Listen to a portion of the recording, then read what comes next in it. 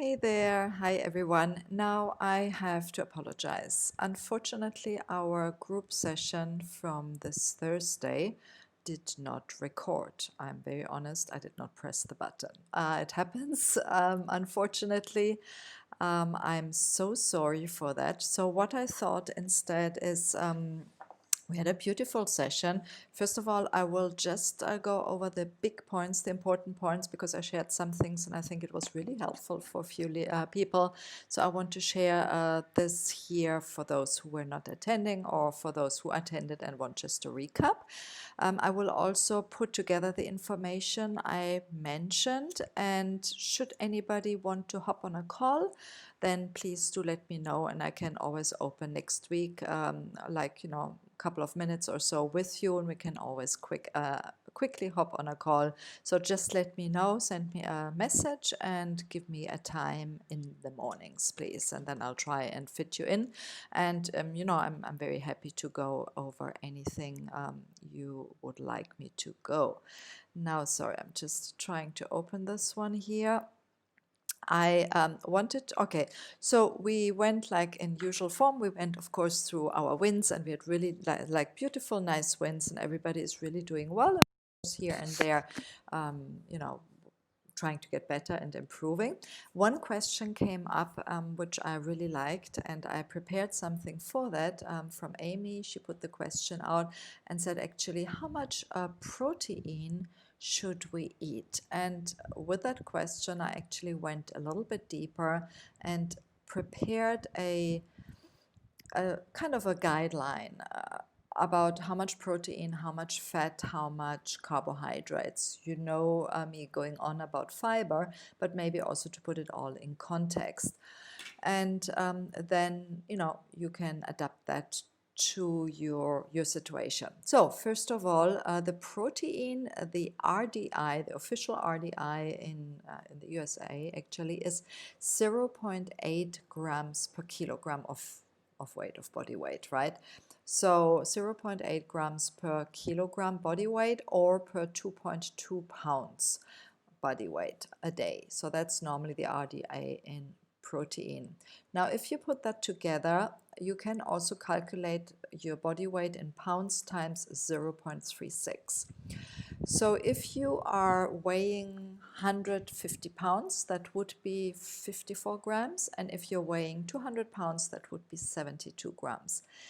To be honest, it is a little bit on the higher side. From the way I'm working and so on, and looking at the things, I also checked a little bit some other online guidelines, and in general one would say 46 gram for women and 56 gram for men. So you see already it's a little bit lower and it's a little bit nearer. So probably a safe thing would be to say, given when you're in a normal to a little bit overweight, or so probably somewhere around 50 gram. As you know, I am not somebody who believes that you have to calculate exactly and go with a little scale or anything, but just to have a trend, a general guideline. So if you're around 50 gram, you're probably somewhere safe. It should not be very much lower and it should not be very much up. Right? If it's too low, then you would not have enough protein, and protein, as I've explained several times, is really important. If it's too up, it can be also too much protein. Also, as I always saying, it's all about the quality of the protein. Try to avoid to have only meat sources or animal sources of protein. Rather have only a little bit animal protein and a little bit more plant-based protein. I don't want to go too much into the details now. You have all the details, you have it in the various documents I shared with you, what kind of proteins.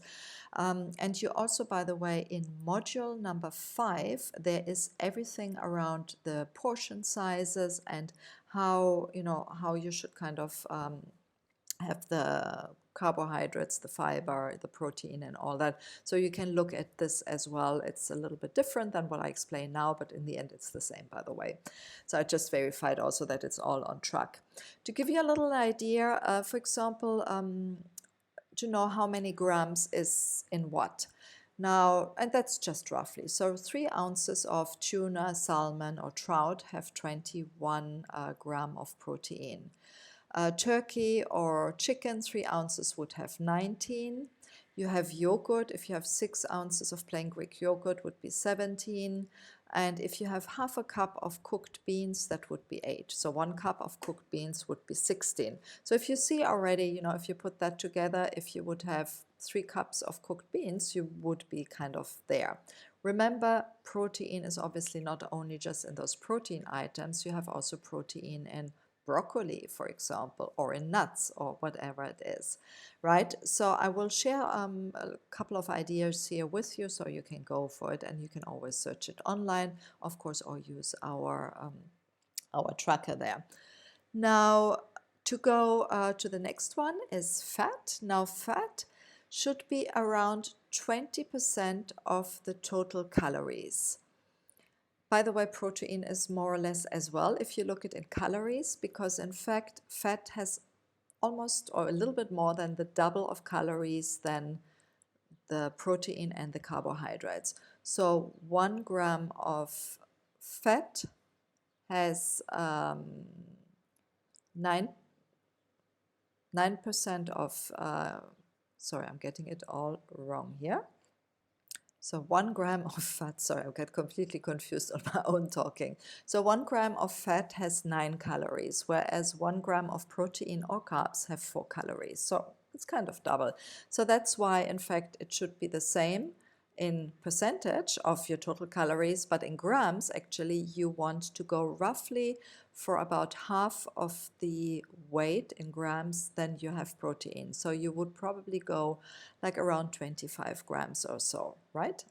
More or less half of it in fat. The carbs should be roughly 50% of your total calories with 30 grams or more of fiber. So there you can always make sure that your carbs, you don't want them to be only starch. So not only starchy vegetable or grains like rice or pasta or whatever it is. And when you make sure you have enough fiber in there, then usually you have a good ratio, right? You call it actually negative carbs. So vegetables, unstarchy vegetables, you can actually have unlimited quantities. Remember always to keep a little bit or to be a little bit careful with fruit.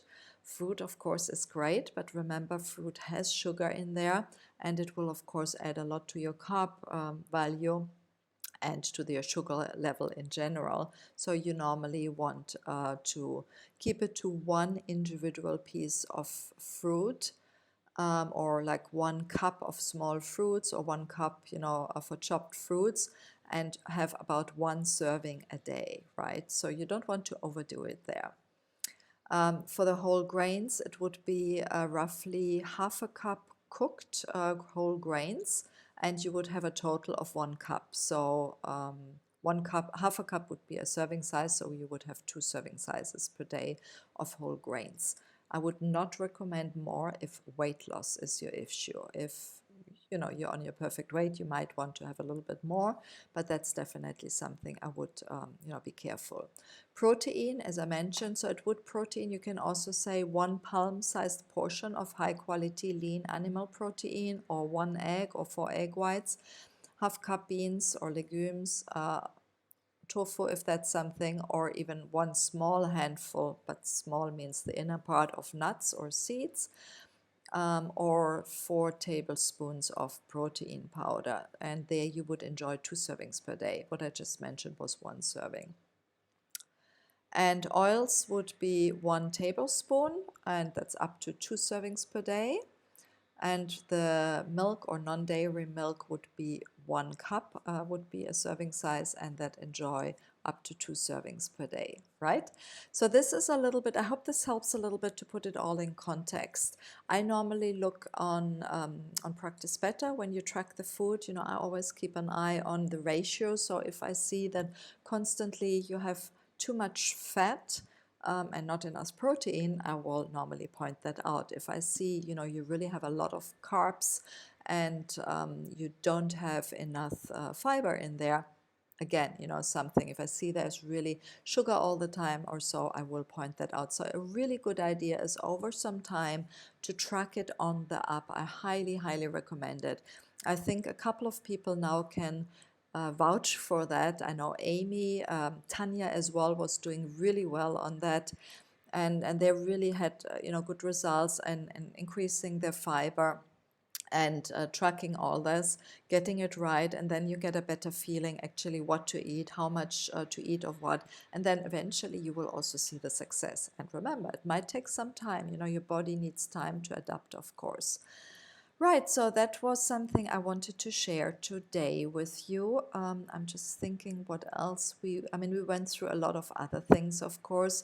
There were a lot of little nuggets as usual. I'm very happy, we had lots of movements forward for Deborah and Tina, and also Amy did really well on her fiber.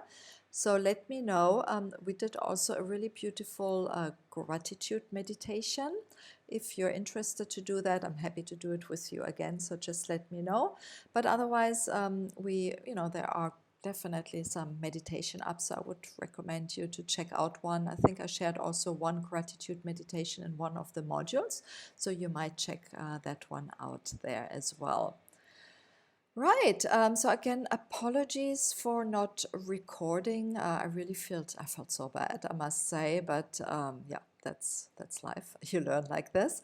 The one thing I also added is I gave you a challenge to do a module until next time. So I invite everybody to watch this also to do one module, or if you do only partial the modules, do maybe 2 modules and use whatever is applying to you, what you're interested. But I definitely challenge you on doing module work because there's so much information in here and it's helpful, right? After all, you signed up for it, why not use it, right?